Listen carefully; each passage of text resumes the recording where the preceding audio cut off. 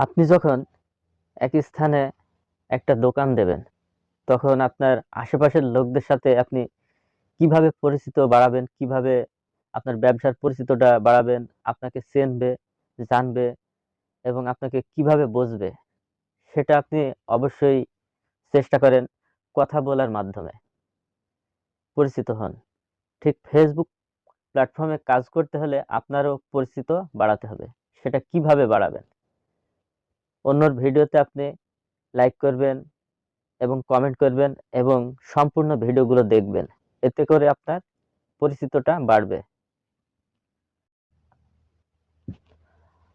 আপনি যখন এক স্থানে একটা দোকান দেবেন, তখন আপনার আশেপাশের লোকদের সাথে আপনি কিভাবে পরিচিত বাড়াবেন, কিভাবে আপনার ব্যবসার পরিচিতটা বাড়াবেন, আপনাকে চিনবে, জানবে